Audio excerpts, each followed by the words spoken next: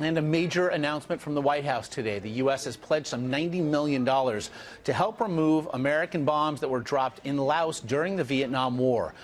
About 80 million undetonated bombs remain in the country. The announcement was made as President Obama makes a historic trip to the nation.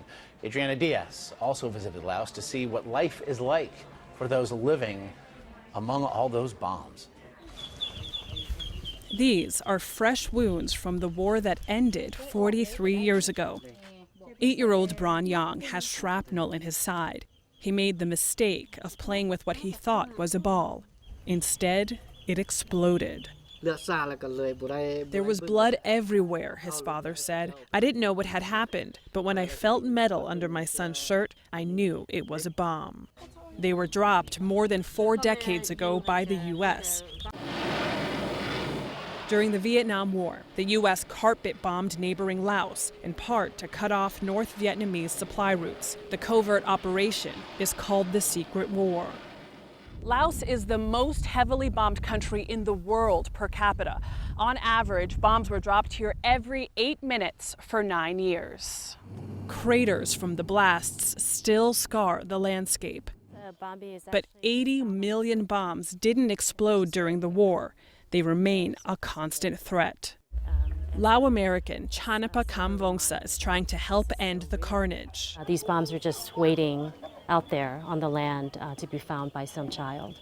Explosions have hurt or killed an estimated 20,000 people in the years after the war.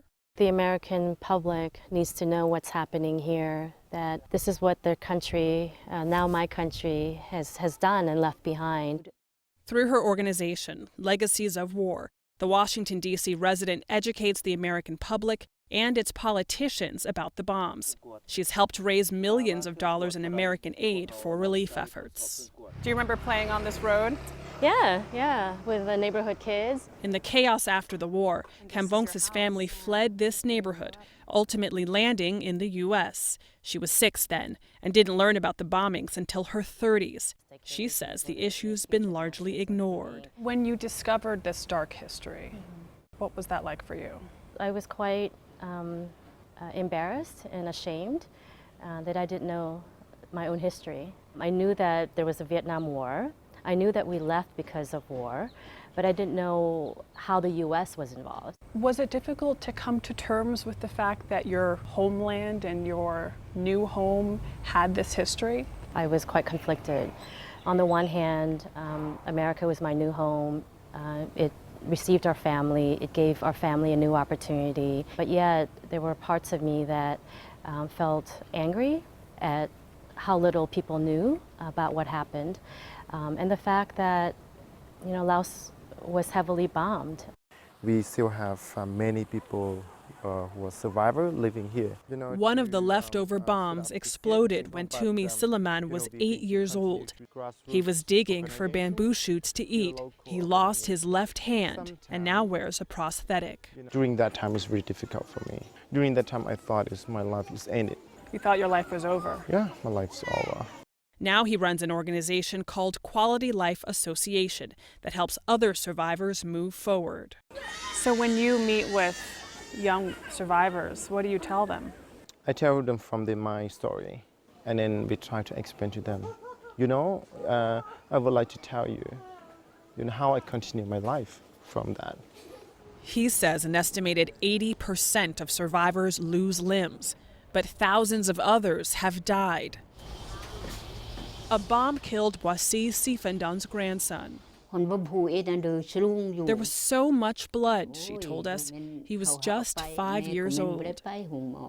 The family is now afraid to work their land. Do you know why the bombs are here? The Americans bombed us, she said. We can't have a future with these bombs. I want them taken all away. Then we can live. Teams are trying. They comb the land inch by inch. Each unearthed explosive is destroyed with a push of a button. But it's painstaking work. 1 acre can take more than 2 months to clear. It took seconds for the bombs to drop, but yet it's going to take at least a lifetime or 2 to clear it.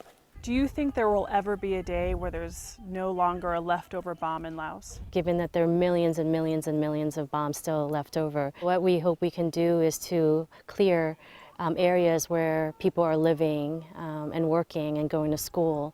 And if we're able to get the rates of deaths and injuries to zero for a very, very long time, I think that'll be a sign of success. So that children like Bron Yang can play outside without consequences. Adriana Diaz, CBS News, Sien Quang, Laos.